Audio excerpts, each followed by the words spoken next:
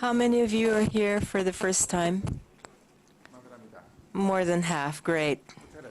Thank you. Antes que nada, quisiera First of all, un aplauso para la gente que nos apoya. let's give a hand to the people who've made this possible. Alejandra, Entonces, por favor.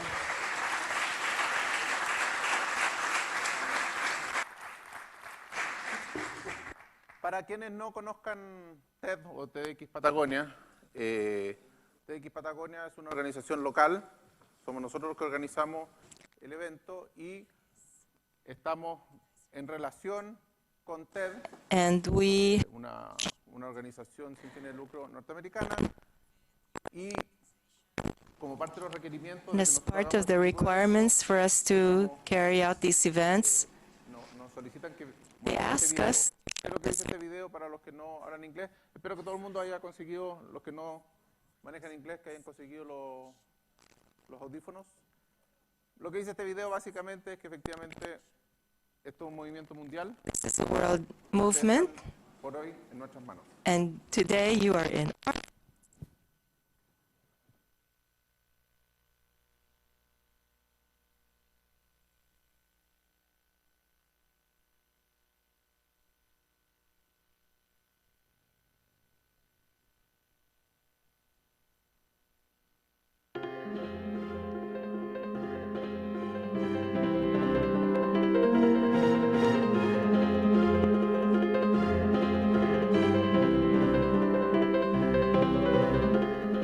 Now today, you're part of a truly remarkable global phenomenon. Around the world, thousands of people have been gathering meetings to experience the power of ideas. A surprising thing about today's meeting is that we here at TED have had almost nothing to do with it. We lent our name, our format, a few simple guidelines, and some of our content. But the really hard work to make today happen has been down to your local organisers, and we're truly in awe at the passion and dedication they have shown to make something like this work. A thank you to you two for taking the time out to come and be part of this exciting conversation about our shared future. Now please write and tell us what you make of the event today. But for now, on with the show.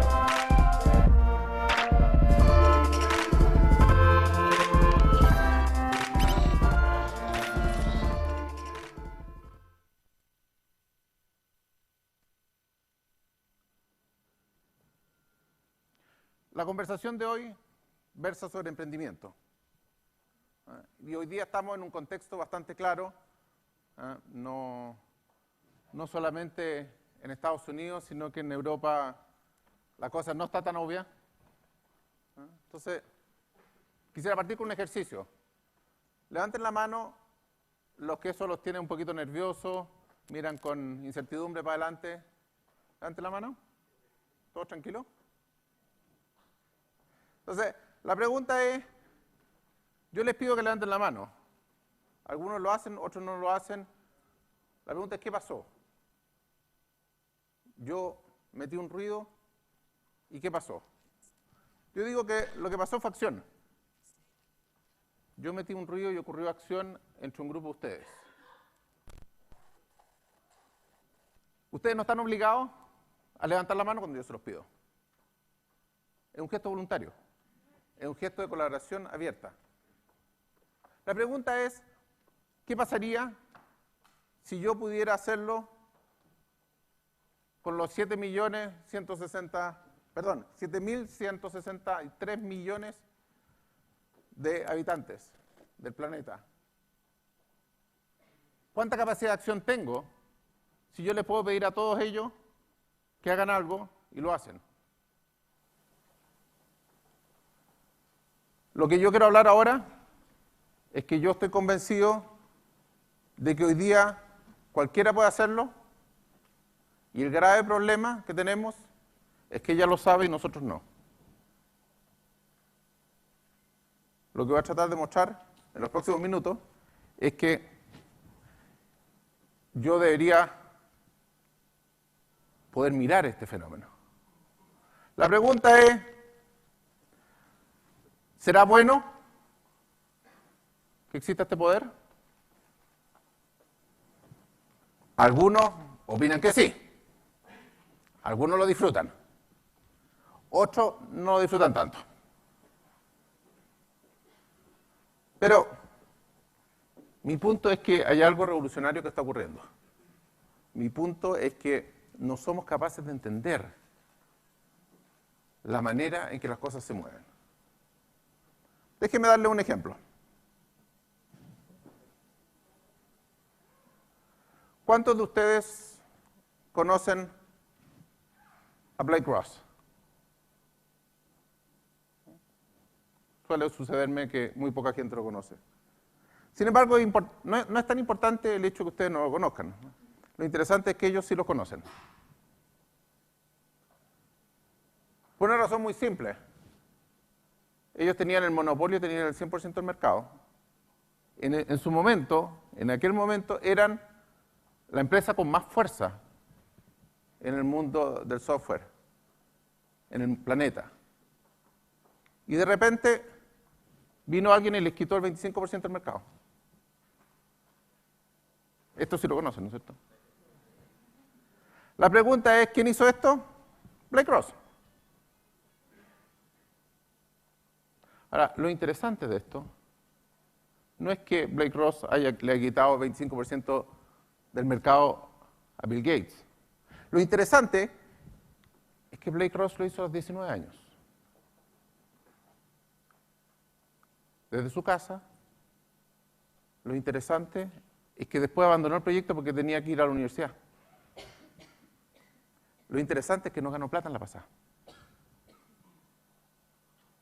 Pero la pregunta es cómo un niño de 19 años le quita el 25% del mercado al actor más relevante en ese momento en el planeta.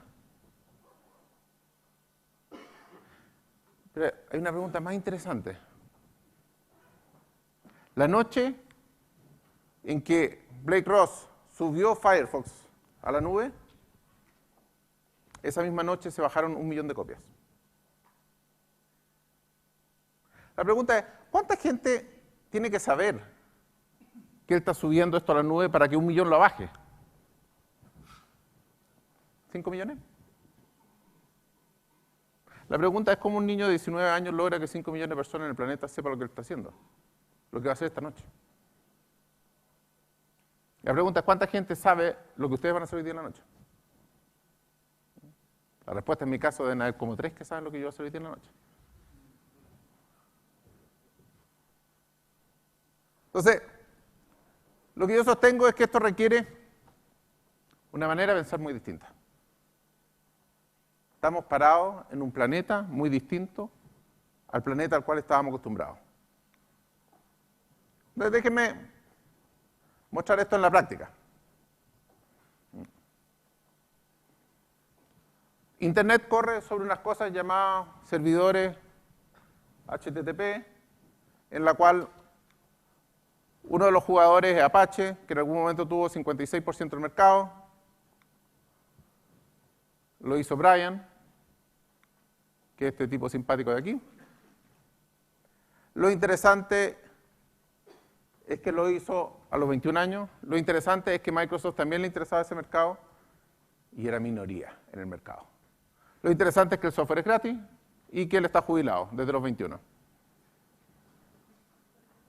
Ahora, yo entiendo que esto es raro y probablemente nadie en la sala ha escuchado hablar de los servidores Apache, pero probablemente sí han escuchado hablar de Linux. O por lo menos han visto el pingüinito. Linux fue inventado por Linus Torvald a la edad mágica, parece que son todos a los 21 años. Nuevamente Microsoft, infinitamente complicado con esto. Pero no estoy hablando de Microsoft.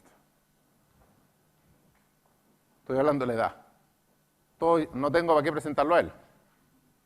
Todos ya sabemos quién es, qué hizo.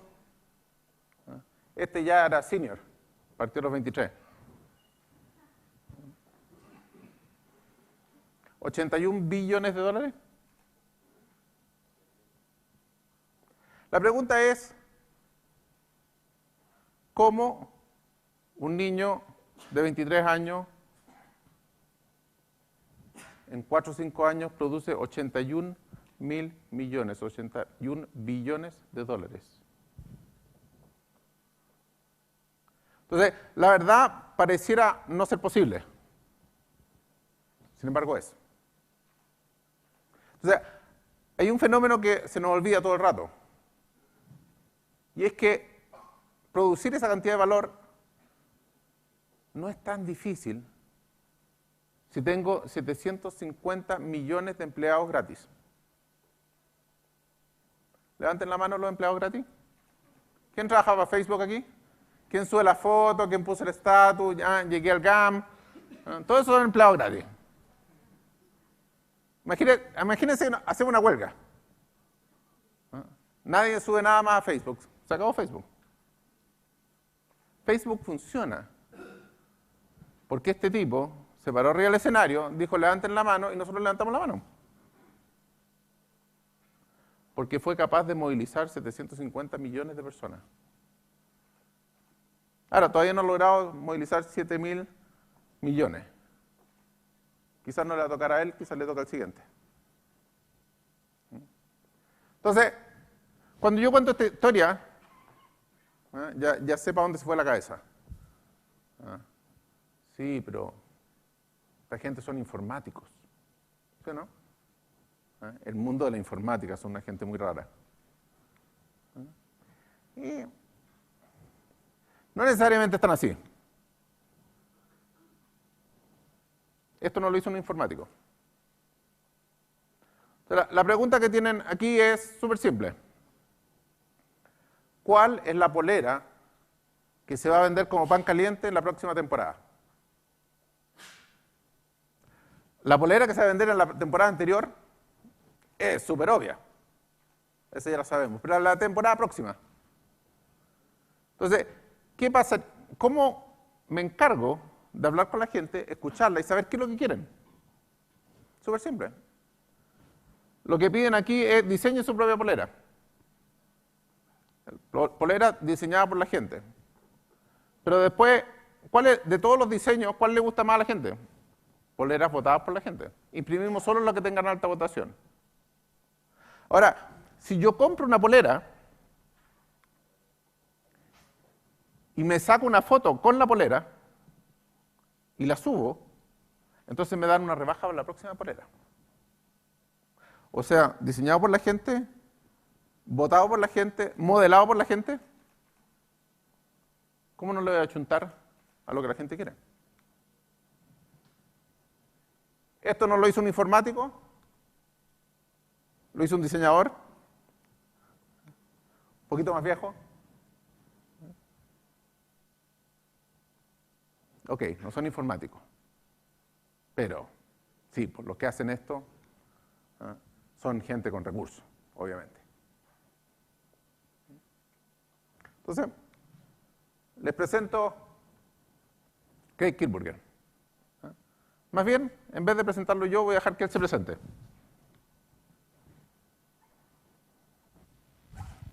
When I was 12 years old, April 19th, 1995, it was a morning like any other. I went downstairs and grabbed a bowl of cereal and sat with a newspaper. I was looking for the comics. I read them every morning. Except this morning I saw a picture on the front page of the newspaper of a boy wearing a bright red vest, and his fist was clenched, his arm was high in the air. And the title, the headline, said, "Battled Child Labor, Boy 12, Murdered."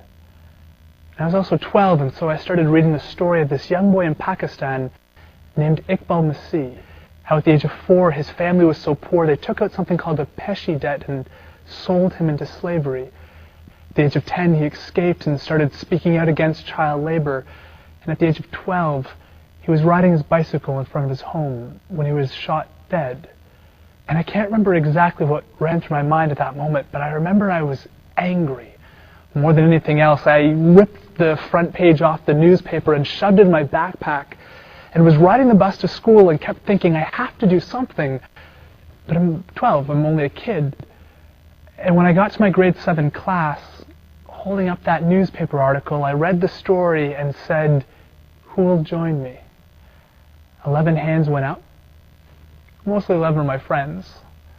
But from that group of 11 friends, and when you count me, we became known as the group of 12-year-olds. And that's how Free the Children was born. Free the Children was what started the Meet-A-Wee philosophy to show that a small group, no matter how young or how old, can make a world of difference. Today, 10 years later, that small group of 12-year-olds in Free the Children has grown into the world's largest network of children helping children, with more than 100,000 youth involved all around the world. We've worked with more than 1 million children in developing countries, providing clean water to 500,000 people, for 24,000 families, helping children every single day. Sometimes it shows that even a dream of a 12-year-old can make a world of difference.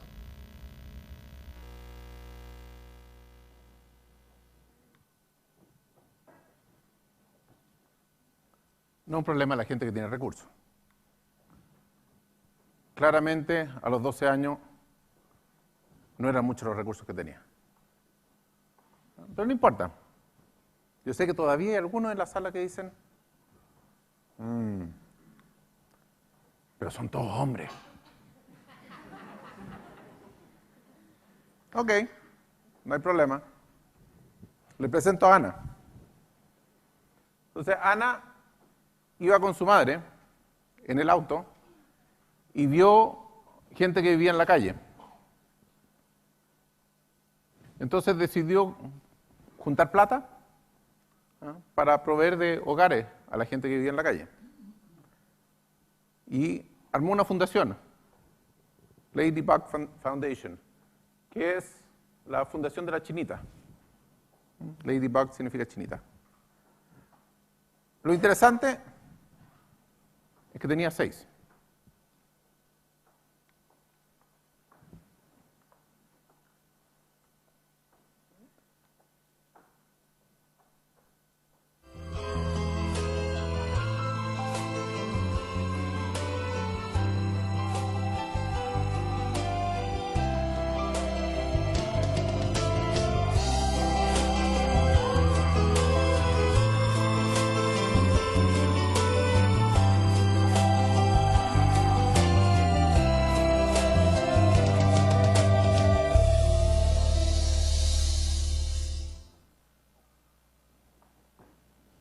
Está bien, las mujeres también pueden.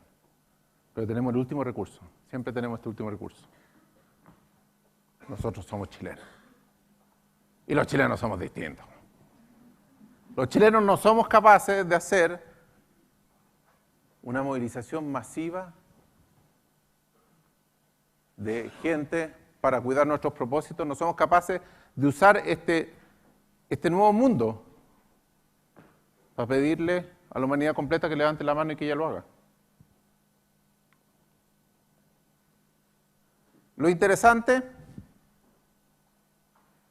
es que por lo menos los alemanes no opinan lo mismo. Al parecer sí somos capaces. El problema está más bien en nuestra capacidad de mirarlo. Y lo que es más relevante, si yo me voy a parar delante de 7.000 millones de personas, van a tener una opinión de mí. Me voy a exponer.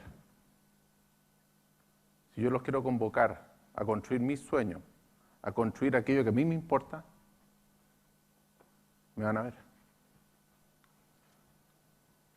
La pregunta es, ¿estoy disponible a ponerme? Mi tesis es que no estamos en este minuto en un momento de una revolución tecnológica. No se trata de eso. Está ocurriendo, pero es un detalle. Lo relevante es que cuando llegó la imprenta, todas las estructuras sociales y de poder temblaron. Hubo una ola de revoluciones a nivel mundial, cambió la estructura de poder y se demoró 200 años en reestabilizarse. Internet es como la imprenta multiplicada por 100.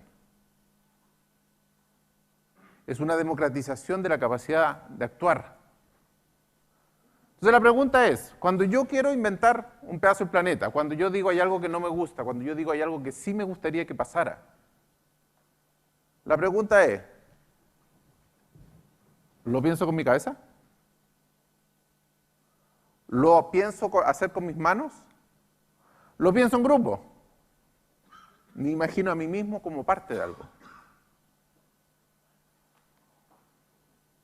¿Organizo el grupo? ¿Como lo hacen todos los ejemplos que di? ¿O mi cabecita funciona de manera tradicional? En la cual todos los que están abajo me sobraron. ¿Se fijan? Pues no tenía escritorios para ellos, no tenía computadores para ellos. Este es el mundo que desapareció. Este es el mundo en que lamentablemente todavía tenemos en nuestra cabeza. Necesitamos hacer un upgrade de la cabeza. ¿Por qué no lo hacemos?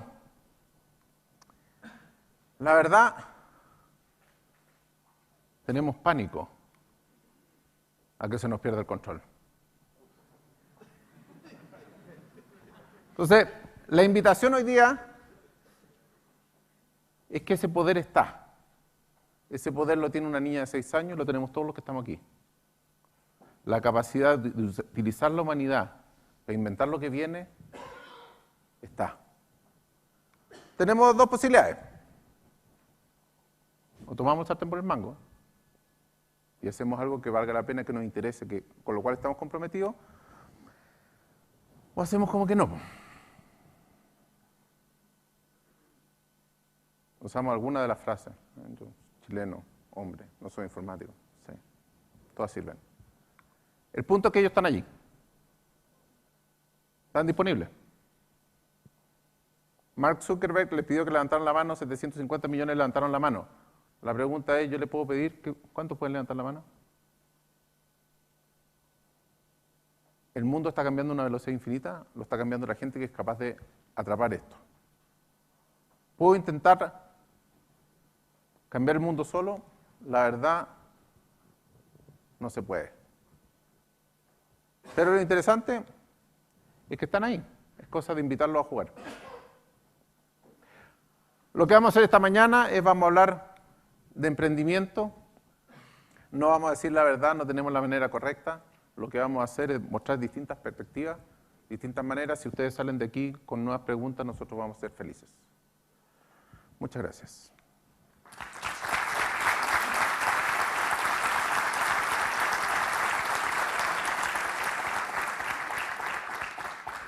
Nuestro primer invitado, Kevin Coyne, es alguien que le ha dedicado la vida al emprendimiento y que hoy está en la lógica de cómo logra producir masivamente emprendedores. Un aplauso para Kevin.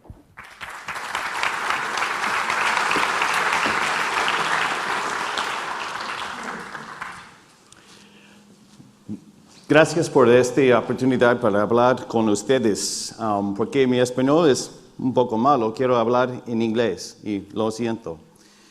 It's exciting for me to return to Chile for part of the model that I'm going to tell you about that supports entrepreneurs.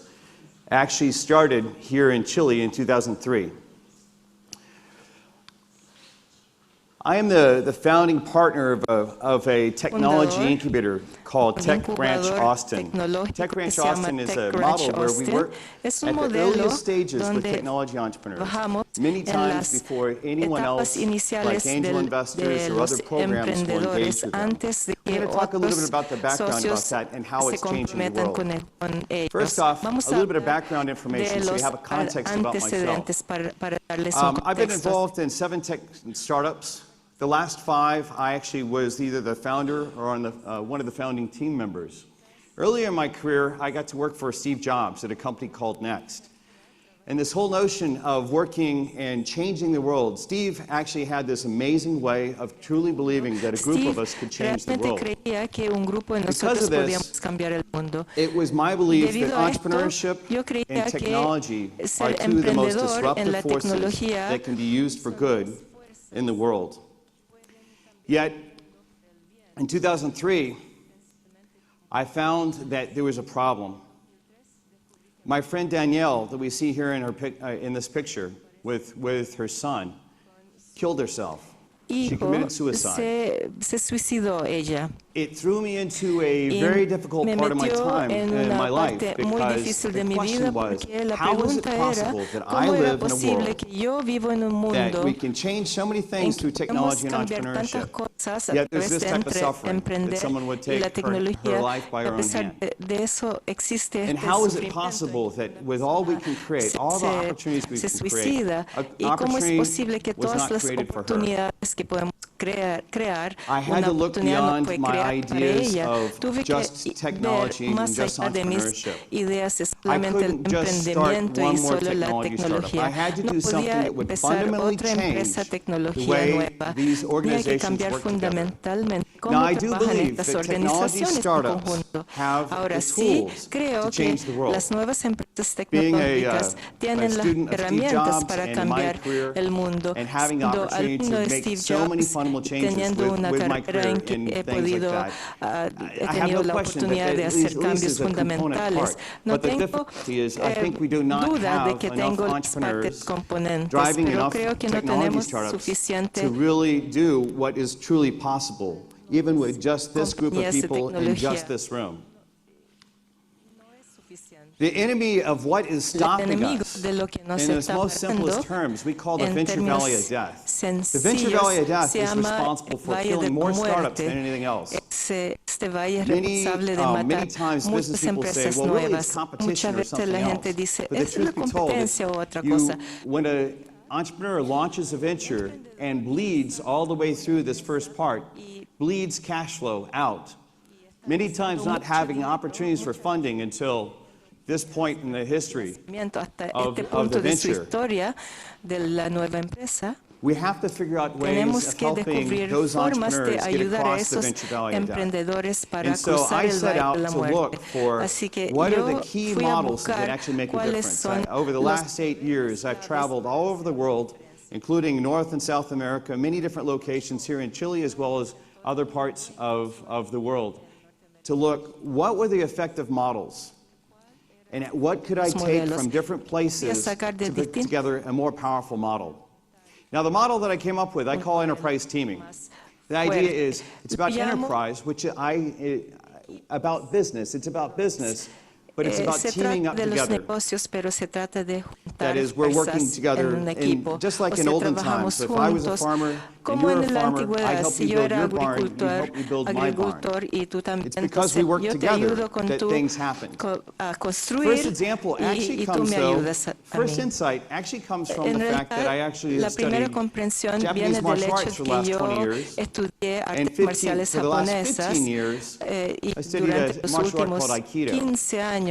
Now, Aikido is a peaceful martial art. The idea, there are many different ideas I could tell you about it, but for the purposes of to give you a little bit of insight on what I think we need to take out of that field into technology entrepreneurship and entrepreneurship in general, is that we don't need general knowledge. We need specific knowledge, knowledge that enables action. Entrepreneurs do not need to be academics. We don't need to go and have long degree programs and things like that. Sometimes we need the knowledge of what's right in front of us. In this case, as I'm being thrown, my arm is being put in a position right here, and so it's very valuable, so my arm does not get broken, that I know how to fly over. That knowledge, right at the right time in my company's history, is the type of knowledge that we need to be able to present to entrepreneurs. Second insight, there are many different contests out there that support entrepreneurs. They'll take 500 applications, and then out of the top 5, select 5. That is a perfectly valid model of working with startups. It's a perfectly valid model of working with válido para entrepreneurs. trabajar con nuevas Yet the empresas. difficulty is, what happens to the other 495 ¿Y qué pasa con entrepreneurs? los What otros happens to them? They didn't win. 495? ¿Qué What do we pasa do con with ellos? them? No ganaron. ¿Qué hacemos con In ellos? Aikido, the martial arts that I Aikido, practice, el arte there are marcial que yo no practico, competitions. no hay I don't have to beat you and you don't have to beat me. It's because we're working together that we all get better. We all get better all the way through the process. It's not just about the top 5 of the winners. The problem with a lot of the contest is because we have a contest that it puts each one of us in competition, in a competition that actually is not true. I'm in one type of business, you're in a different type of business. We're not competitive. So if we look beyond the competitions and look for another model, and actually perhaps complement the competitions with this model, you and I can work together and get stronger no matter what. Now maybe one of us does go off to a competition, but that's okay, because both of us working together can become stronger. Just like in Aikido, any student that steps onto the Aikido mat practices, can become significantly better over a period of time. The third insight actually comes from open source software. Now, open source software, there's a, as we heard earlier, there is a piece of software where knowledge is shared across the software. The platform itself is part of the knowledge that is shared with others. Same type of thing. We call it inside of enterprise teaming, we call it an attention commons. An attention commons, that is where all of us are paying attention to what's needed. For, as an example, 5 minutes of your time in the course of my startup's history could be extremely valuable. Or 5 minutes of your insight, your marketing insight in your technology startup's history, 5 minutes of time at the right time is extremely valuable. It's just a matter of finding out how can we take the knowledge of the crowd, the wisdom of the crowd, to find those connections. And the fourth insight in doing this research and actually building these type of models is, let's not use financial capital, let's use social capital. Many of us in this room don't have much financial capital, but we all have the ability to create social capital that is working arm in arm with each other. This is how many of our communities were founded. As this metaphor implies, back when I was saying earlier about one farmer working with another farmer, this is what brought our communities together. But many times in the context of technology startups, this is forgotten. It's forgotten that, wait, we could work together. No, we're not competitive. Or maybe you have, or even if we are competitive, in fact, one of the biggest insights, if you look at some of the places in Silicon Valley, is even when there are competitive areas where there's a large density of entrepreneurs working side by side, even if they're competitive, a lot of times in the Bay Area, they'll actually work together. In my hometown of Austin, we see the same thing, that competitors are working side by side because it ends up creating a bigger outcome. Because there's more than enough teams around the world that are in competition with you. Competition is real.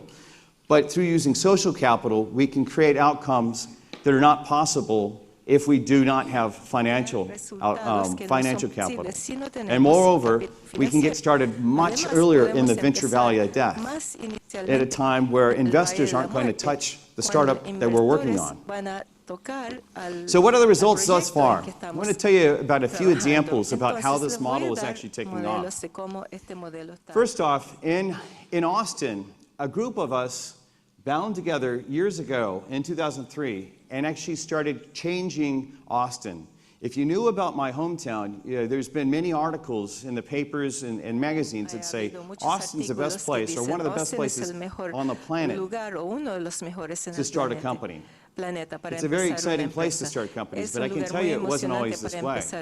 And I can tell you one of the most powerful forces that we used to create Austin into a more powerful place to start startups was we self-organized and created a group called Bootstrap Austin.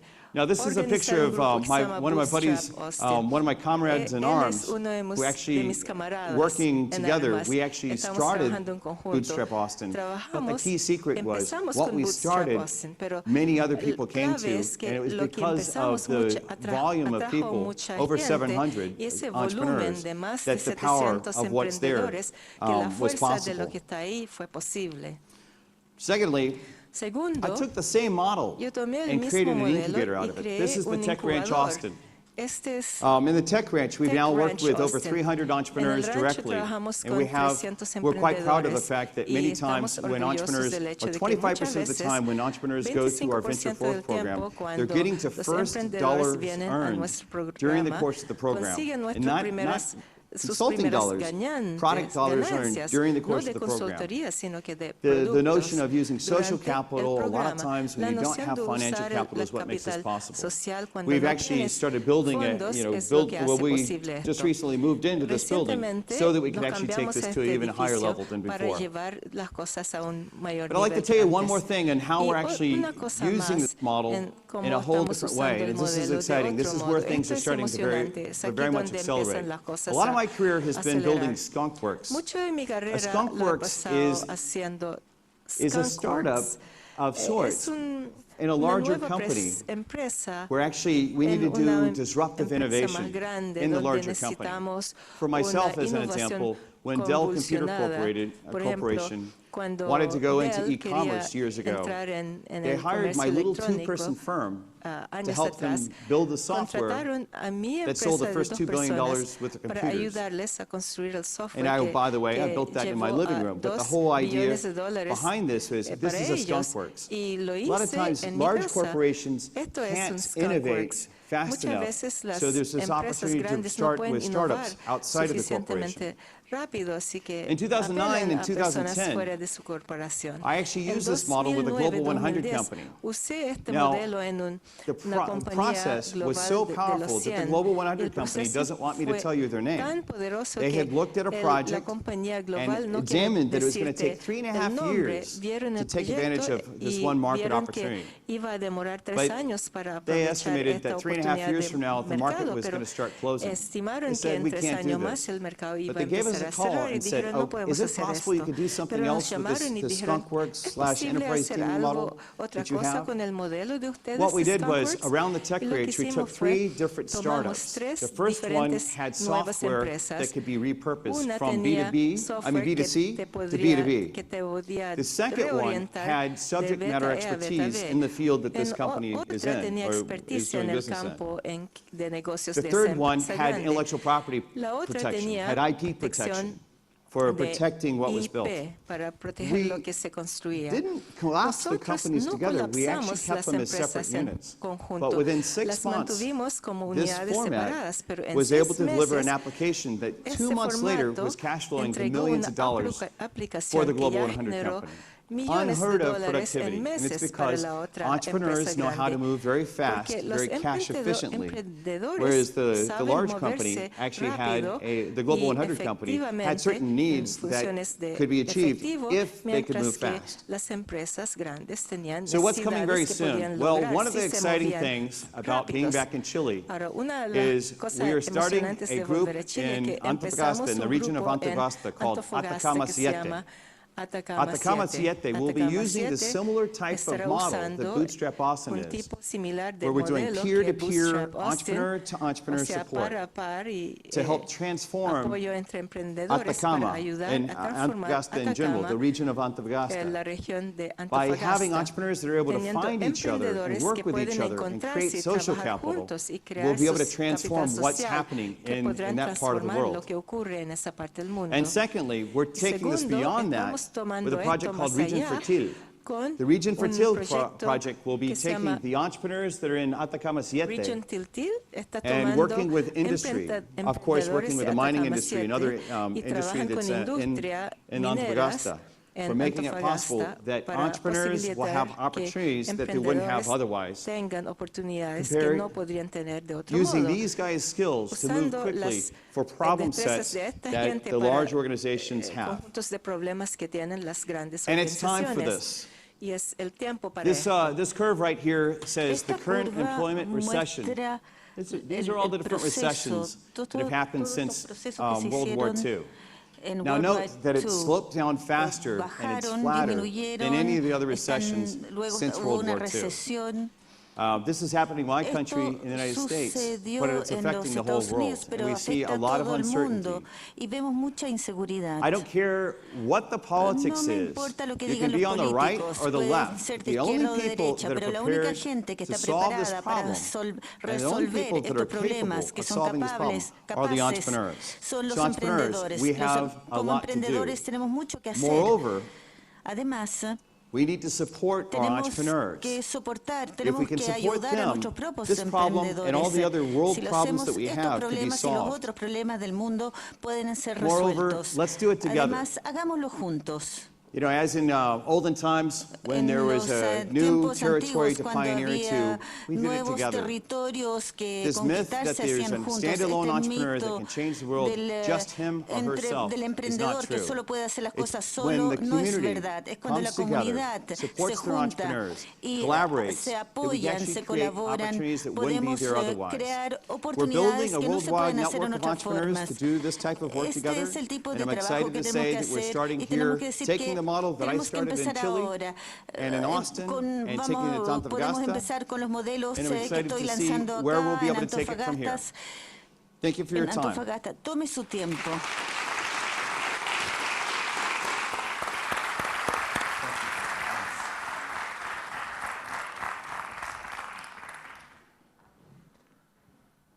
Ok. Vamos ahora a mirar una visión radicalmente distinta. Para quienes no lo conozcan, es uno de los marqueteros más revolucionarios de este nuevo mundo. La visión de Seth Godin.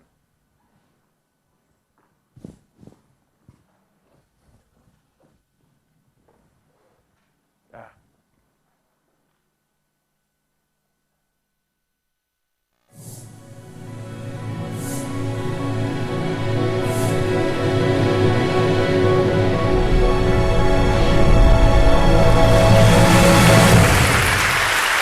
So sometimes I get invited to give weird talks. I got invited to speak to the people who dress up in big stuffed animal costumes to perform at sporting events.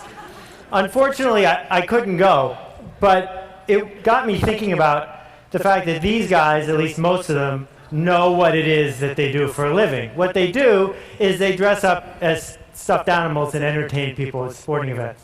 Shortly after that, I got invited to speak at the convention of the people who make balloon animals.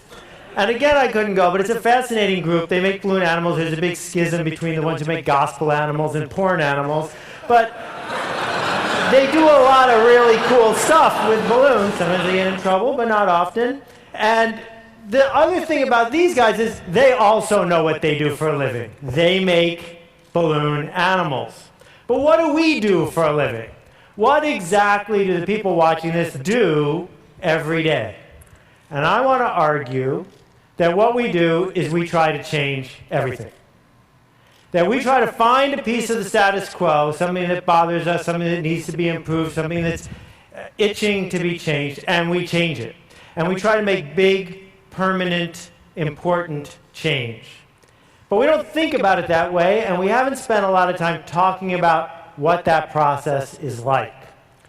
And I've been studying it for a couple years, and I want to share a couple stories with you today. First, about a guy named Nathan Winograd. Nathan was the #2 person at the San Francisco SPCA. And what you may not know about the history of the SPCA is it was founded to kill dogs and cats. Cities gave them a charter to get rid of the stray animals on the street and destroy them. And in a typical year, 4 million dogs and cats were killed, most of them within 24 hours of being scooped off the street. Nathan and his boss saw this, and they could not tolerate it. So they set out to make San Francisco a no-kill city. Create an entire city where every dog and cat, unless it was ill or dangerous, would be adopted, not killed. And everyone said it was impossible. Nathan and his boss went to the city council to get a change in the ordinance, And people from SPCAs and humane shelters from around the country flew to San Francisco to testify against them, to say it would hurt the movement and it was inhumane. They persisted, and Nathan went directly to the community. He connected with people who cared about this, non-professionals, people with passion. And within just a couple years, San Francisco became the first no-kill city, running no deficit, completely supported by the community.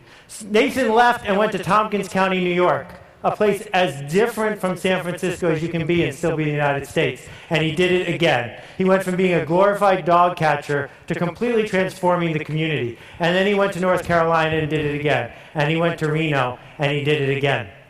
And when I think about what Nathan did, and when I think about people here do, I think about ideas. And I think about the idea that creating an idea, spreading an idea, has a lot behind it. And I don't know if you've ever been to a Jewish wedding, but what they do is they take a light bulb and they smash it. Now, there's a bunch of reasons for that and stories about it, but one reason is because it indicates a change from before to after. It's a moment in time. And I want to argue that we are living through and are right at the key moment of a change in the way ideas are created and spread and implemented. We started with the factory idea, that you could change the whole world if you had an efficient factory that could churn out change. We then went to the TV idea that said if you had a big enough mouthpiece, if you could get on TV enough times, if you could buy enough ads, you could win. And now we're in this new model of leadership, where the way we make change is not by using money or power to lever a system, but by leading. So let me talk about the three cycles. The first one is the factory cycle. Henry Ford comes up with a really cool idea. It enables him to hire men who used to get paid 50 cents a day and pay them $5 a day because he's got an efficient enough factory. Well, with that sort of advantage, you can churn out a lot of cars. You can make a lot of change. You can get roads built. You can change the fabric of an entire country. That the essence of what you're doing is you need ever cheaper labor and ever faster machines. And the problem we've run into is we're running out of both, ever cheaper labor and ever faster machines. So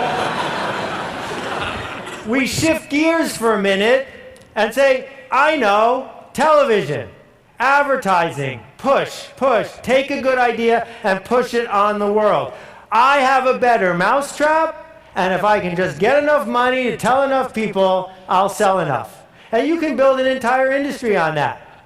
If necessary, you can put babies in your ads. If necessary, you can use babies to sell other stuff. And if babies don't work, you can use doctors.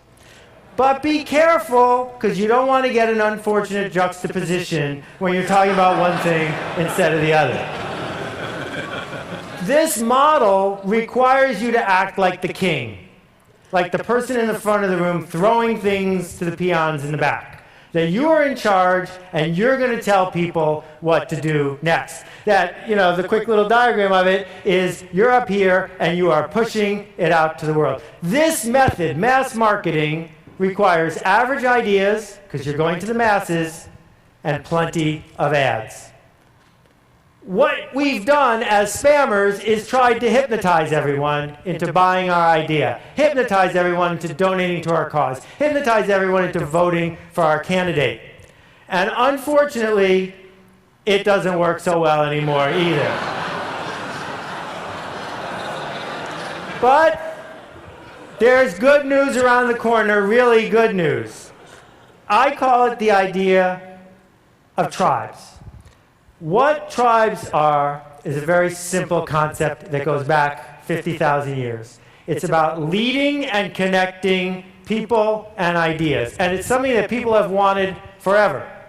Lots of people are used to having a spiritual tribe or a church tribe, having a work tribe, having a community tribe.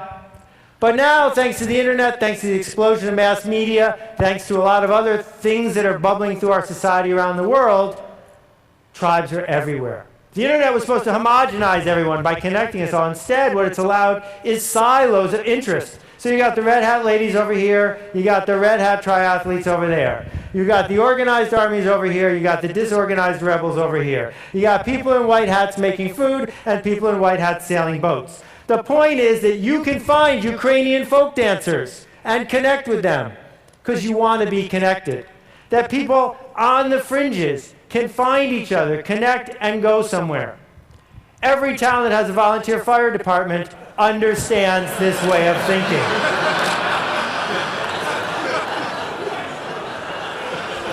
Now, it turns out this is a legitimate non-photoshopped photo. People I know who are firemen told me that this is not uncommon and that what firemen do to train sometimes is they take a house that's going to be torn down and they burn it down instead and practice putting it out, but they always stop and take a picture. So, you know, the pirate tribe is a fascinating one. They got their own flag, they got the eye patches. You can tell when you're running into someone in a tribe. And it turns out that it's tribes, not money, not factories, that can change our world, that can change politics, that can align large numbers of people. Not because you force them to do something against their will, but because they wanted to connect. That what we do for a living now, all of us, I think, is find something worth changing and then assemble tribes that spread the idea and spread the idea, and it becomes something far bigger than ourselves. It becomes a movement. So, when Al Gore set out to change the world again, he didn't do it by himself, and he didn't do it by buying a lot of ads. He did it by creating a movement. Thousands of people around the country who could give his presentation for him, because he can't be in 100 or 200 or 500 cities in each night. You don't need everyone. What Kevin Kelly has taught us is you just need, 1,000 true fans. 1,000 people who care enough that they will get you the next round and the next round and the next round. That means that the idea you create, the product you create, the movement you create isn't for everyone. It's not a mass thing. That's not what this is about. What it's about instead is finding the true believers. It's easy to look at what I've said so far and say, wait a minute, I don't have what it takes to be that kind of leader. So here are two leaders. They don't have a lot in common. They're about the same age, but that's about it. What they did, though, is each in their own way created a different way of navigating your way through technology. So some people would go out and get people to be on one team, and some people would get people to be on the other team. It also informs the decisions you make when you make products or services. You know, this is one of my favorite devices. But what a shame that it's not organized to help authors create movements. What would happen if when you're using your Kindle, you could see the comments and quotes and notes from all the other people reading the same book as you in that moment, or from your book group, or from your friends, or from the circle you want? What would happen if authors or people with ideas could use version 2, which comes out on Monday, and use it to organize people who want to talk about something? Now, there's a million things I could share with you about the mechanics here, but let me just try a couple. The Beatles did not invent teenagers. They merely decided to lead them. That most movements, most leadership that we're doing is about finding a group that's disconnected but already has a yearning, not persuading people to want something they don't have yet. When Diane Hatz worked on the Matrix, her video that spread all across the internet about the way farm animals are treated, she didn't invent the idea of being a vegan. She didn't invent the idea of caring about this issue, but she helped organize people and helped turn it into a movement. Hugo Chavez did not invent the disaffected middle and lower class of Venezuela. He merely led them. Bob Marley did not invent Rastafarians. He just stepped up and said, "Follow me." Derek Sivers invented CD Baby, which allowed independent musicians to have a place to sell their music without selling out to the man, to have a place to take the mission they already wanted to go to and connect with each other. What all these people have in common is that they are heretics. That heretics look at the status quo and say, this will not stand. I can't abide this status quo. I am willing to stand up and be counted and move things forward. I see what the status quo is. I don't like it. That instead of looking at all the little rules and following each one of them, that instead of being what I call a sheep walker, somebody who's half asleep, following instructions, keeping their head down, fitting in. Every once in a while, someone stands up and says, not me. Someone stands up and says, this one's important. We need to organize around it. And not everyone will. But you don't need everyone. You just need a few people who will look at the rules, realize they make no sense, and realize how much they want to be connected. So Tony Hsieh does not run a shoe store. Zappos isn't a shoe store. Zappos is the one, the only, the best there ever was place for people who are into shoes to find each other, to talk about their passion, to connect with people who care more about customer service than making a nickel tomorrow. It can be something as prosaic as shoes and something as complicated as overthrowing a government. It's exactly the same behavior, though. What it requires, as Geraldine Carter has discovered, is to be able to say, I can't do this by myself, but if I can get other people to join my climate ride, then together we can get something that we all want. We're just waiting for someone to lead us. Michelle Kaufman has pioneered new ways of thinking about environmental architecture. She doesn't do it by quietly building one house at a time. She does it by telling a story to people who want to hear it, by connecting a tribe of people who are desperate to be connected to each other, by leading a movement and making change. And around and around and around it goes. So 3 questions I'd offer you. The first one is, who exactly are you upsetting? Because if you're not upsetting anyone, you're not changing the status quo. The second question is, who are you connecting? Because for a lot of people, that's what they're in it for. The connections that are being made one to the other. And the third one is, who are you leading? Because focusing on that part of it, not the mechanics of what you're building, but the who and the leading part is where change comes. So, Blake at Tom's Shoes had a very simple idea. What would happen if every time someone bought a pair of these shoes, I gave exactly the same pair to someone who doesn't even own a pair of shoes? This is not the story of how you get shelf space at Neiman Marcus. It's a story of a product that tells a story. And as you walk around with this remarkable pair of shoes and someone says, what are those? You get to tell the story on Blake's behalf, on behalf of the people who got the shoes.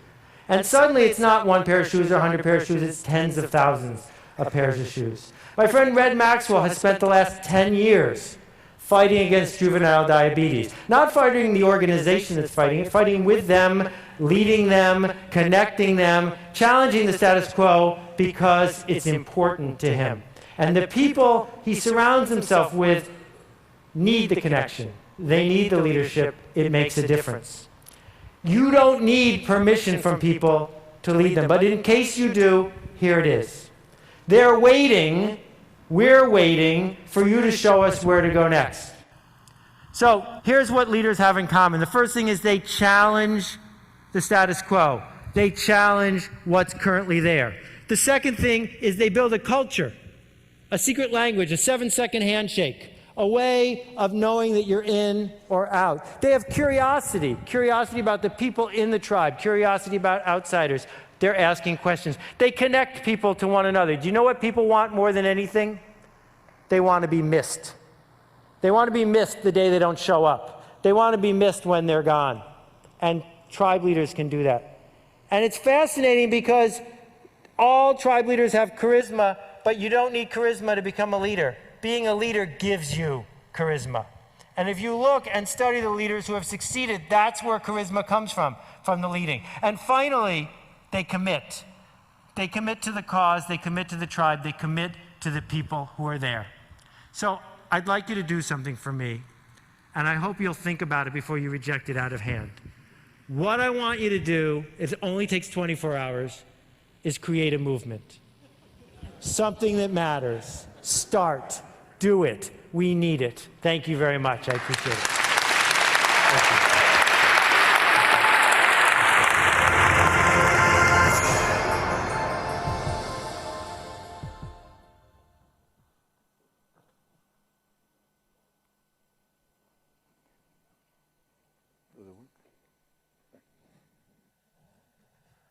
Nuestro próximo invitado, TJ, va a mostrar una versión bastante particular y disruptiva de cómo hacer todo esto. No habla español. Sorry. I did not study in school. Thank you so much. Thank you.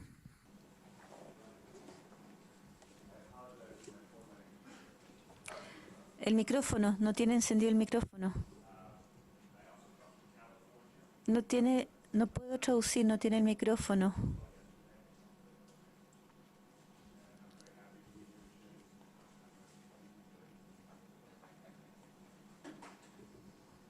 It's better? Sorry. This is the first time I've been Es to la Chile. primera vez que estoy en Chile y realmente lo he pasado muy bien y estoy muy contento.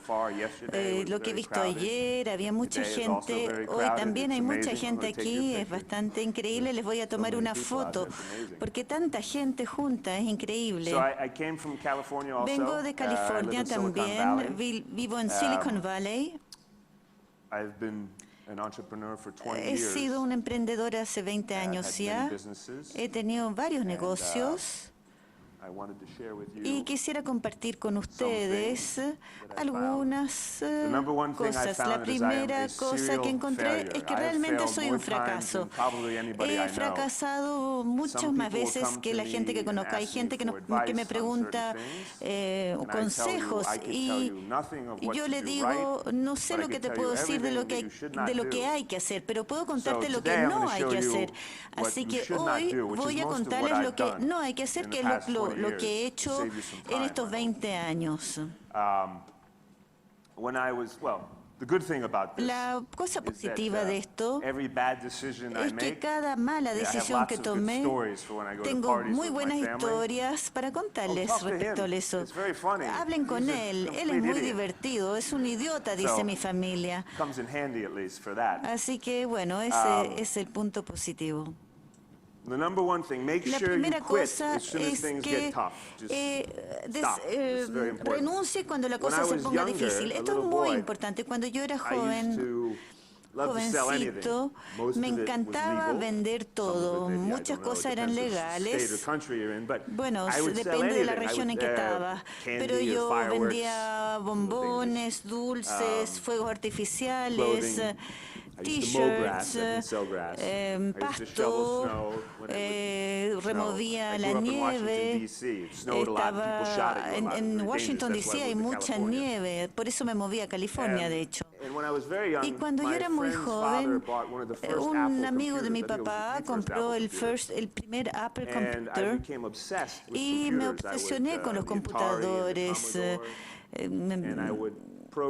Y empecé a programar los computadores. Tenía 13, 14 años en esa época. Y empecé a programar y a hacer juegos. Y vendía los juegos. Mi mamá tenía que llevarme a las tiendas para vender estos programas porque yo no sabía manejar. Y esto funcionó bastante bien, pero solamente vendía en mi área de barrio, en el barrio. Así que quería hacer una publicidad en una revista, pero estaba muy asustado porque eso significaba mucho dinero y yo me decía, bueno, y si nadie compra mi programa, voy a gastar todo este dinero para nada. Y bueno, yo era joven. No puse la publicidad y siempre digo que debía haber puesto esa publicidad en esa revista y hubiera generado una gran compañía. Bueno, no lo sé, pero sigue estando en mi cabeza. Debiera haber puesto esta publicidad en esta revista. ¿Qué hubiera sucedido si Michael L. no hubiera puesto no habría computadores hoy. No habría computadores para Dell. Así que estas pequeñas opciones pueden generar grandes modificaciones. Hoy siempre me aseguro que si tengo una oportunidad que se cruza con mi camino, no voy a decir ¿qué pasaría si Steve Jobs no hubiera parado su negocio, su Nexus? Number 2 rule, expect El overnight segundo success. principio, By tomorrow, we're all going to be rich. Very espere quickly. un my éxito father used to pasado say, mañana. Mi padre siempre decía, la persistencia está en la orden del día. Y hay pocas cosas que ustedes no pueden hacer si usted no es persistente y consistente. Hay tantas cosas que se pueden hacer si la persistencia lo acompaña. Es la mitad de la lucha. Y la otra mitad de la lucha es mostrarse todos los días para hacerlo y hacerlo nuevamente sin renunciar. Esto toma 10 años. Desde afuera las cosas parecen fáciles. Mira, esta persona que surgió de nada, pero en realidad es mucho sufrimiento para llegar ahí. Entonces usted tiene que aguantar. Así que estoy muy contento que Dyson no abandonó después de que aparecieron los prototipos. Él tuvo que desafiar tantas cosas. Estoy muy contento que no paró, porque si mi madre tuviera un Dyson, podría evacuar más rápidamente. A mí me encanta esto en el aeropuerto. Si Dyson hubiera parado de usar aspiradoras, estaríamos usando estos. O mi favorito aspiradora, si hubiera parado con 500 prototipos, deciría, oh, renuncio. Yo usaría esto en mi casa y no lo pasaría bien. Así que la consistencia, la insistencia es muy importante. Hold out for perfect. Espera que las cosas sean perfectas. No haga nada hasta que todas las circunstancias estén impecables. Cuando no puse el aviso en la revista, yo trabajé por otra persona varios años. Yo fui a la universidad, no me gustó mi trabajo y siempre esperaba el momento de poder iniciar la cosa con mi propia empresa. Así que esperé y finalmente empecé a hacer alguna cosa en la noche, en los fines de semana, y las cosas empezaron a pasar. Y en 3 años tenía como 50 empleados, ganaba millones de dólares para un negocio de manufactura que yo empecé, pero dejé de esperar lo perfecto, porque lo perfecto nunca llega. Ingeniería de producto, puedes hacer ingeniería una y otra vez, pero en algún momento tiene que sacar el producto, porque yo esperé lo perfecto, muchas veces no llega. Yo no sé cómo llegó eso. This is an important one. Esto es Go for the importante. cash. Busquen el efectivo. How many times have I told my wife, ¿Cuántas we're going to veces get le he rich? This is dicho the one. a mi esposa, Maybe 20, vamos a 30 ser times, ricos? different products. Es tal vez Every time. 20, This is the 30 one. veces The diferentes candy from productos Japan. cada vez. Esto The es dinosaurs from los Japan. dulces de The Japón, egg los and splat you dinosaurios throw on the de wall.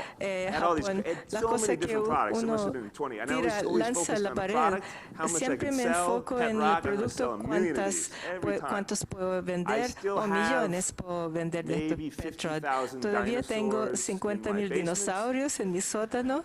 And there are a couple candy Y un manufacturers par in de Japan who want to kill me. fabricantes de dulces en Japón I quieren told the guy in matarme. Japan, I said, Y yo le "We're dije gonna al sell a lot of tipo this en Japón, product." vamos a vender My mucho wife, de so I este told her the same producto. thing.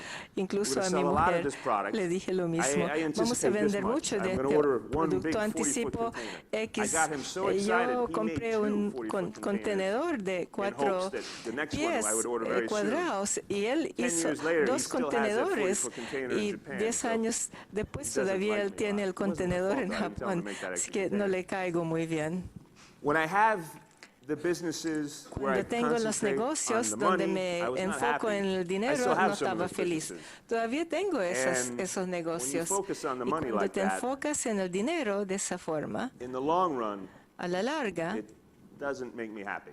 no me hace feliz. So, I have a girl Así and a que boy. tengo una hija y un When my hijo. boy was born, Cuando mi hijo about a year nació, and a half later, como he un was año y diagnosed medio with autism. después, le diagnosticaron It's a very con difficult thing autismo, for our y es family algo and muy other difícil families with para autism. nuestra familia y para otras familias con el At autismo. home, it's difficult. En la casa es It's like difícil. depression. luchamos contra la depresión, trabajamos con él como un grupo, toma mucho esfuerzo y hay otras familias que sufren más aún. Así que esto pasó a ser mi nueva pasión, ayudar a financiar investigaciones sobre el autismo y para mi hijo y crear conciencia sobre el autismo. Y cuando empecé mi última empresa, Slice, lo adjunté a esa y donamos una parte de las ventas para luchar contra el autismo. Así que cuando tienes una causa y no te moviliza solo la plata, hace mejor la vida y puedes enfrentar toda la presión y los desafíos que llegan a ti si tienes algo mayor que tú para pensar en eso. Porque antes todo era muy egoísta. Era cuánto dinero puedo ganar, cuánto puedo vender. Ya no pienso en eso. Yo pienso qué puedo hacer aquí, cómo puedo ayudar a mis clientes, qué puedo hacer para mejorar la cosa para ellos, ayudarles a ganar $1. A lo mejor gano 10 centavos. Si ayudo a mucha gente a ganar $1, voy a ganar muchas monedas de 10 centavos y esto me ayuda a pasar por muchas cosas. No escuches a nadie. Eres una isla. Hazlo tú. No necesitas a nadie más. No quiero saber de eso. No quiero escuchar a nadie. Voy a hacerlo de mi manera y voy a perder 18 años haciendo la cosa a mi manera en vez de aprender a otra persona que ya lo hicieron. Ya han estado ahí, ya han sufrido. Yo podría aprender de ellos y evitar tantos problemas. No lo hice al comienzo. Yo dije, lo haré a mi modo. No puedes. Yo pensé, tecnología, necesito celular y laptop. Sí, pero mucho más. Necesitas cosas como esto. Esto es increíble, que esto sucede en todo el mundo. Creo que esto es maravilloso. Encuentro a veces cuando trabajo tanto y me absorbe mi trabajo, los correos, que no salgo de la oficina, no salgo de mi casa, así que ahora mi meta es, por lo menos una vez cada 3 meses, voy a algo como esto para positivizar mi cabeza, aprender de otros, porque yo soy el tipo más tonto del planeta, así que necesito mucho para ayudarme a pasar al otro día, así que es muy importante para eso, yo creo. Ahora, yo soy el rey de esto, ser todas las cosas a todo el mundo. Nunca diga no a nadie. Estaría feliz. Tengo una nueva idea de negocio. Puedes comprar esto, puedes hacer más de esto. Absolutamente. Yo soy tan malo para esto. Tengo muchas pelotas en el aire y hago a todos infelices, incluso a mí mismo. Así que he debido aprender a decir no. Sigo practicando, no soy muy bueno. Pueden venir a pedirme efectivo, voy a decir sí, porque no soy muy bueno para decir no. Sí, tengo 3 negocios ahora. Y intento enfocarme en solo uno, porque 3 es mucho. Trata de decir no más a menudo. Enfócate. Tengo trastorno de déficit atencional. Es un hábito muy caro. Así que enfocarse es mejor. Trato de enfocarme porque no quiero hacer esto hasta morir. Demasiadas pelotas en el aire.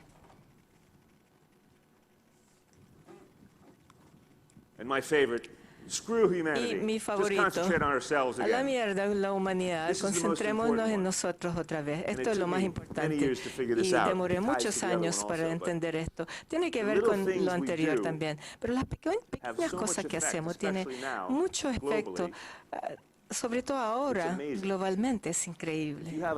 Si tienes una idea en tu cabeza, en realidad no hay excusa para no actuar. Tienes todos los recursos. Todos tenemos el miedo. Es fácil de superar si simplemente empiezas a caminar, a hacer cosas pequeñas una por vez. La gente que necesitas va a llegar a ti. A lo mejor no las conoces ahora, pero solo empieza y se van a presentar. 90% de la gente con quien trabajo no conocía hace 3 años.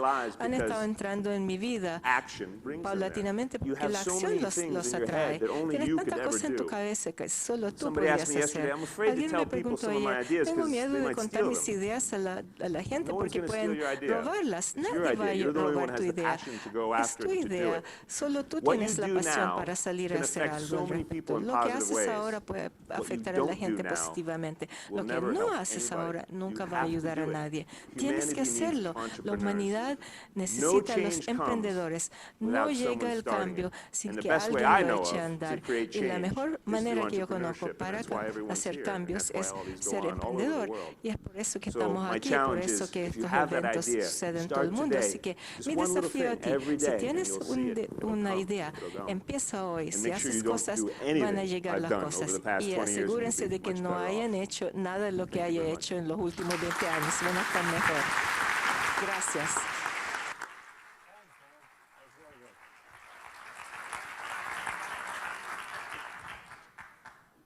There were still some slides.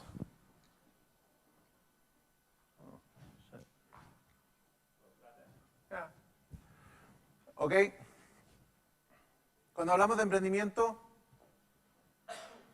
no solamente hablamos de empresas para producir dinero, hay emprendimiento social. En particular, Jessica Jackie ha hecho un emprendimiento notable a nivel mundial. Los dejo con ella.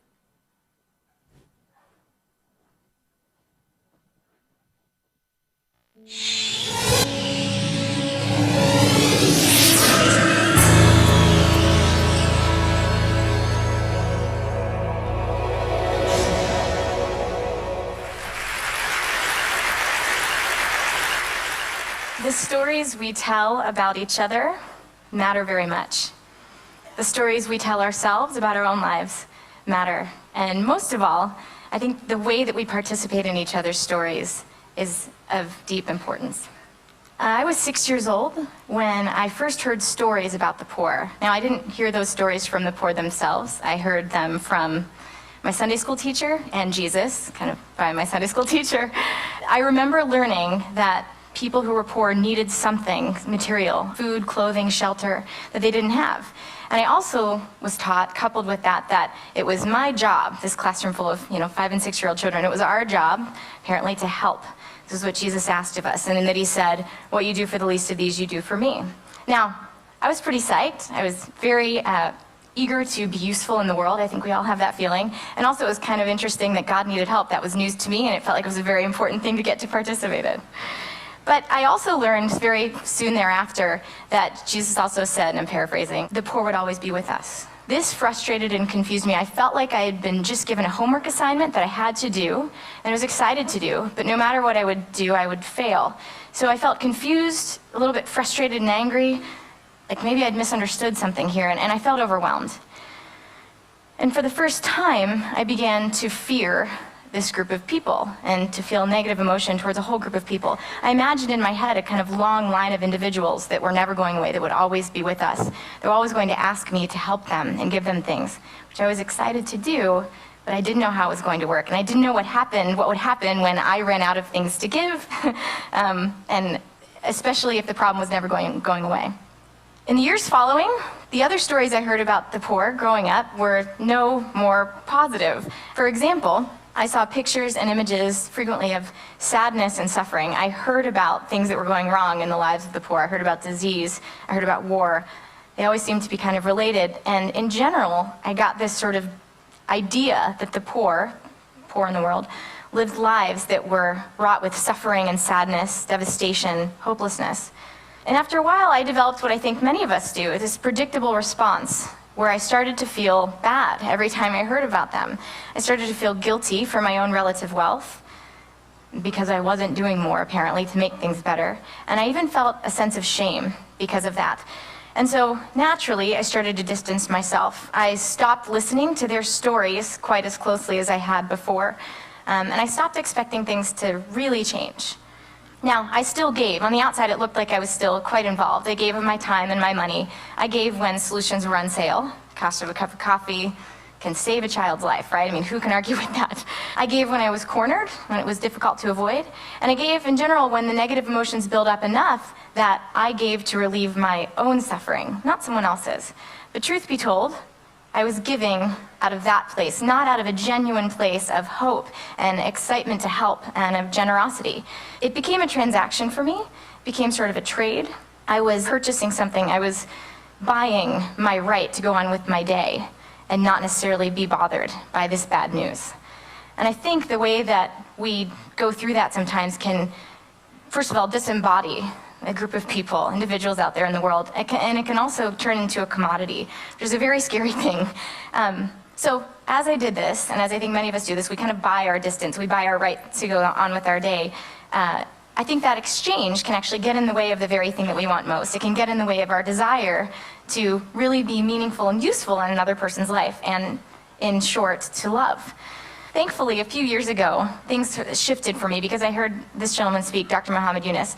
I know many in the room probably know exactly who he is, but to give the shorthand version, for any who have not heard him speak, Dr. Yunus won the Nobel Peace Prize a few years ago for his work pioneering modern microfinance. This was, when I heard him speak, it was 3 years before that.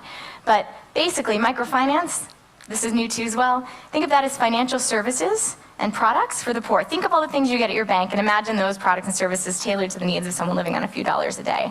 Dr. Yunus shared his story explaining what that was and what he had done with his Grameen Bank.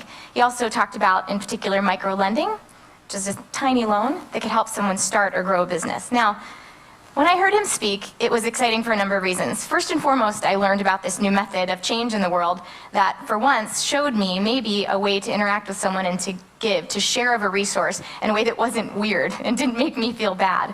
That was exciting. But more importantly, he told stories about the poor that were different than any stories I had heard before. In fact, those individuals he talked about were poor was sort of a side note. He was talking about strong, smart, hardworking entrepreneurs who woke up every day and were doing things to make their lives and their families' lives better. All they needed to do that more quickly and to do it better was a little bit of capital. It was an amazing sort of insight for me, and I, in fact, was so deeply moved by this. It's hard to express now how much that affected me, but I was so moved that I actually quit my job a few weeks later, and I moved to East Africa to try to see for myself what this was about. For the first time, actually, in a long time, I wanted to meet those individuals. I wanted to meet these entrepreneurs and see for myself what their lives were actually about. So I spent 3 months in Kenya and Uganda and Tanzania interviewing entrepreneurs that had received $100 to start or grow a business. And in fact, through those interactions, for the first time I was starting to get to be friends with some of those people in that big amorphous group out there that was supposed to be far away. I was starting to be friends and get to know their personal stories. And over again, as I interviewed them and spent my days with them, I did hear stories of life change and amazing little details of change. So I would hear from goat herders who had used that money that they had received to buy a few more goats, change, their business trajectory would change, they would make a little bit more money, their standard of living would shift and would get better, and they would make really interesting little adjustments in their lives, like they would start to send their children to school, they might be able to buy mosquito nets, maybe they could afford a lock for the door and feel secure. Maybe it was just that they could put sugar in their tea and offer that to me when I came as their guest, and that made them feel proud. But there were these beautiful details, even if I talked to 20 goat herders in a row, and some days that's what happened, but these beautiful details of life change that were meaningful to them. That was another thing that really touched me. It was very humbling to see for the first time, to really understand that even if I could have taken a magic wand and fixed everything, I probably would have gotten a lot wrong. Because the best way for people to change their lives is for them to have control and to do that in the way that they believe is best for them. So I saw that and it was very humbling. Anyway, another interesting thing happened while I was there. I never once was asked for a donation, which had kind of been my mode, right? There's poverty, you give money to help. No one asked me for a donation. In fact, no one wanted me to feel bad for them at all. If anything, they just wanted to be able to do more of what they were doing already and to build on their own capabilities. So what I did hear once in a while was that people wanted a loan. I thought that sounded very reasonable and really exciting. And by the way, I was a philosophy and poetry major in school, so I didn't know the difference between profit and revenue when I went to East Africa. I just got this impression that the money would work, and I started, my introduction to business was in these $100 little infusion of capital, and I learned about profit and revenue, about leverage, all sorts of things from farmers, from seamstresses, from goat herders. So this idea that these new stories of business and of hope might be shared with my friends and family, and through that maybe we could get some of the money that they needed to be able to continue their businesses and as loans, that's this little idea that turned into Kiva. A few months later, I went back to Uganda with a digital camera and a basic website that my partner Matthew and I had kind of built, and took pictures of 7 of my new friends, posted their stories, these stories of entrepreneurship, up on the website, spammed friends and family and said, we think this is legal, haven't heard back yet from the SEC on all the details, but what do you say? Do you want to help participate in this? Provide the money that they need? The money came in basically overnight. We sent it over to Uganda, and over the next 6 months, a beautiful thing happened. The entrepreneurs received the money, they were paid, and their businesses, in fact, grew, and they were able to support themselves and change the trajectory of their lives. In October of 2005, after those first 7 loans were repaid, Matt and I took the word beta off of the site. We said, our little experiment has been a success, let's start for real. That was our official launch. And in that first year, October 2005 through 2006, Kiva facilitated $500,000 in loans. The second year, it was a total of 15 million. The third year, the total was up to around 40. The fourth year, we were just short of 100. And today, less than 5 years in, Kiva's facilitated more than $150 million in little $25 bits from lenders and entrepreneurs, more than 1 million of those collectively in 200 countries. So that's where Kiva is today, just to bring you right up to the present. And while those numbers and those statistics are really fun to talk about and they're interesting, to me, Kiva is really about stories.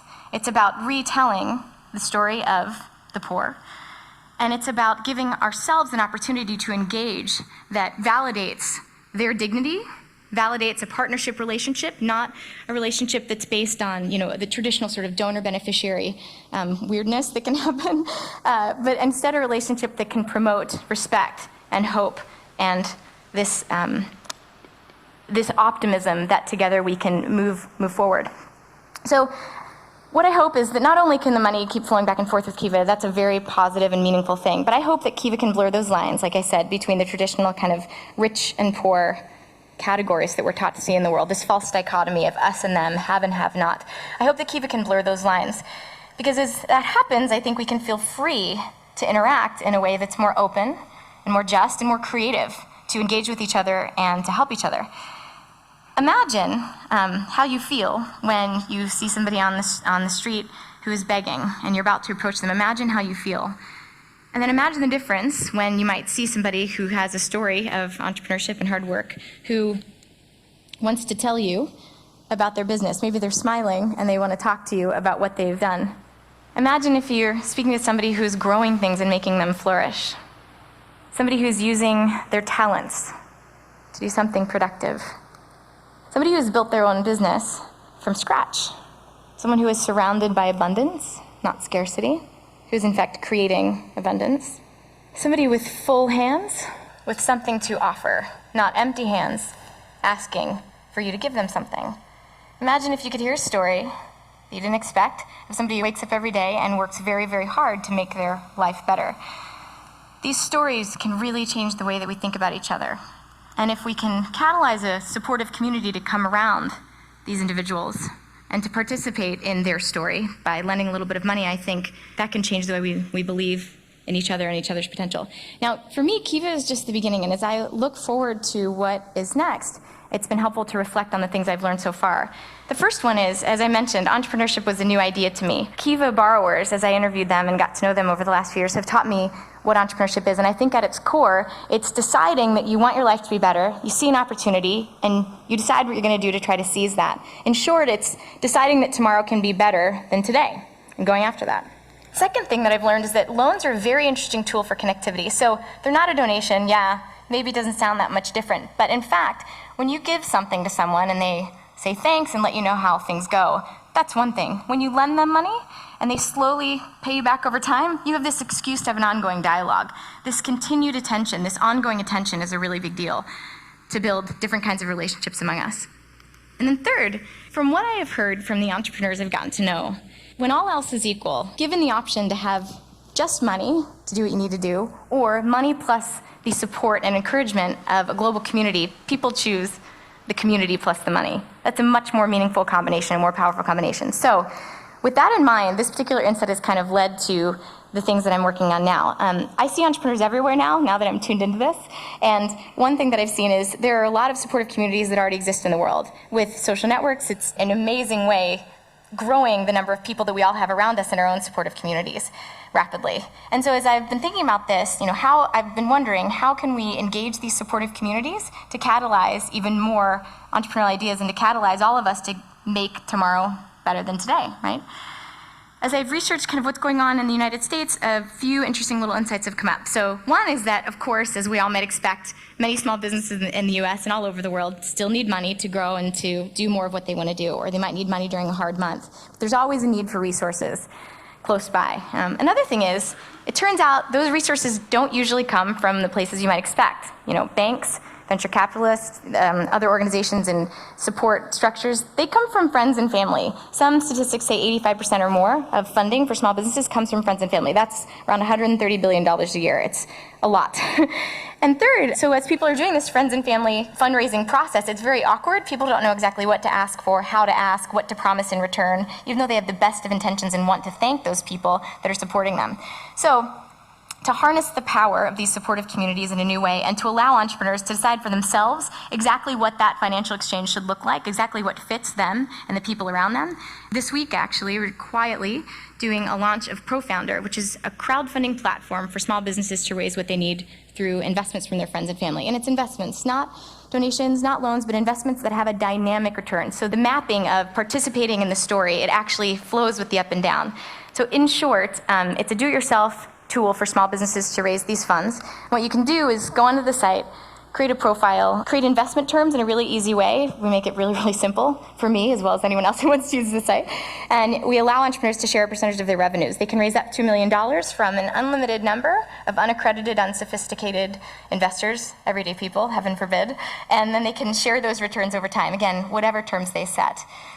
As investors choose to become involved based on those terms, they can either take their rewards back as cash, or they can decide in advance to give those returns away to a nonprofit. So they can be a cash or a cause investor.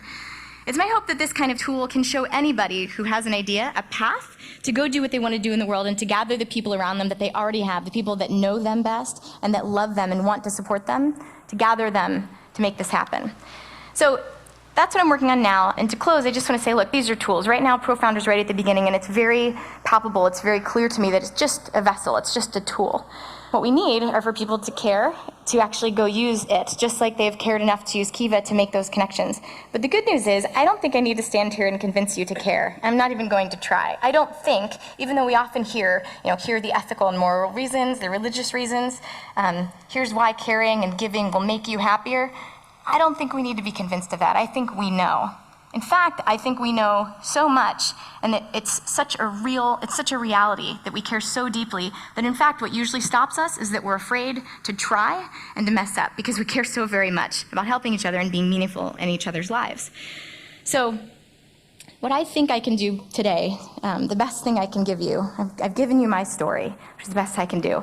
And I think I can remind us that we do care. I think we all already know that.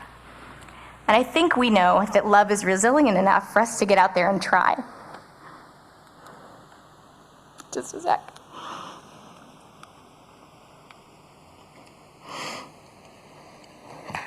Thanks.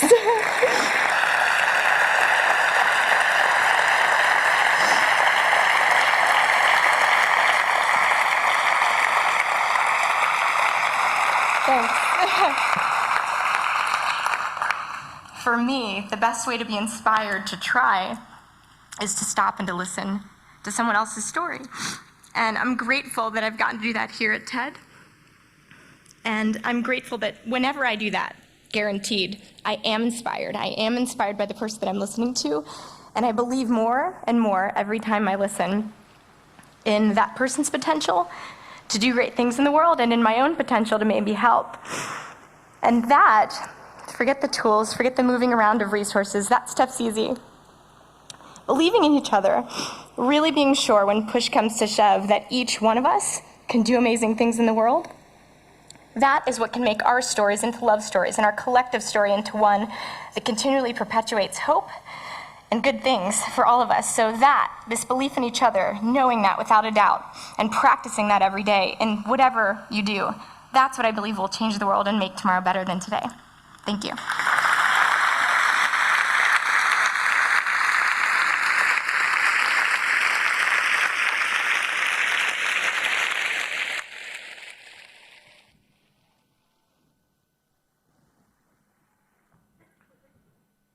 la red, las relaciones, la confianza, la capacidad de colaboración que hemos hablado, no ocurre con la pantalla, no ocurre con los que están acá arriba, ocurre entre nosotros. Este es el momento más relevante del evento. Salgan, conózcanse. Tenemos media hora. El que llega con menos de 5 tarjetas de vuelta queda castigado. Nos vemos. Muchas gracias. Luces, por favor.